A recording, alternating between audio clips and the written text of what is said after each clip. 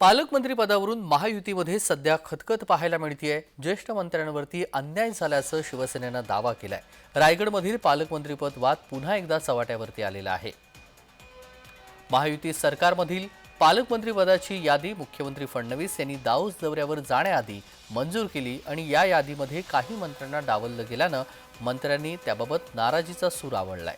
रायगडचे पालकमंत्रीपद शिवसेनेलाच मिळायला हवं अशी आग्रही मागणी शिवसेनेचे मंत्री भरत गोगावले यांनी केली आहे। मात्र त्यांच्या पदरी निराशा आली आहे। त्यांना कुठलंच पालकमंत्रीपद मिळालेलं नाही, तर नाशिकच्या पालकमंत्रीपदासाठी इच्छुक असलेल्या दादा भुसे यांनाही यातून डावलण्यात आलेलं आहे। त्यामुळे शिवसेनेकडून गुलाबराव पाटील यांनी त्यांची नाराजी उघड जाहीर केली। भरत गोगावले असतील किंवा दादा भुसे असतील, हे आमचे जुने लोक आहेत आणि त्यांना पालकमंत्रीपद दिलं गेलं पाहिजे होतं। आता शेवटी शिंदे साहेबांना मी विचारणार आहे की असं काय झालं की या लोकांना टाळण्यात आलेलं आहे। तर आम्ही त्यांच्याकडे ही मागणी करू की एकनाथ शिंदे आणि गोगावलेला पालकमंत्रीपद। रायगड आणि नाशिकचा आग्रह धरून देखील ह्या जिल्ह्याचे पालकमंत्रीपद राष्ट्रवादीच्या आदिती तटकरे आणि भाजपच्या गिरीश महाजन यांची वर्णी लागली आणि याच नियुक्त्यांवरून महायुतीमध्ये खतखत सुरू झाली आहे।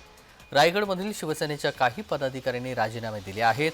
मात्र यामध्ये कोणताही वाद नाही, आम्ही सगळे सहकार्यानं काम करू असं सांगत आदिती तटकरे यांनी यावर सारवासारव केली।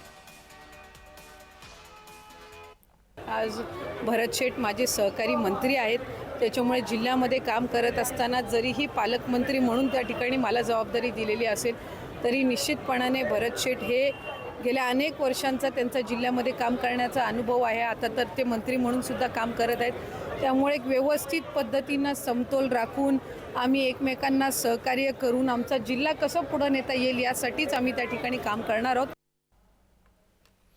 महायुतीमधून मंत्रिपदावरून नाराजी नाट्य रंगलेलं होतं। छगन भुजबळ, सुधीर मुनगंटीवार यांनी त्यांच्या नाराजीचे सूर लावलेला पाहायला मिळाला। आता पालकमंत्रीपदावरून अनेकांची पुन्हा नाराजी रंगली आहे। महायुती सरकार बहुमतानं सत्तेवरती बसलं तरी त्यांच्यातील खतखत हे सतत सुरू आहे। ब्युरो रिपोर्ट, जय महाराष्ट्र।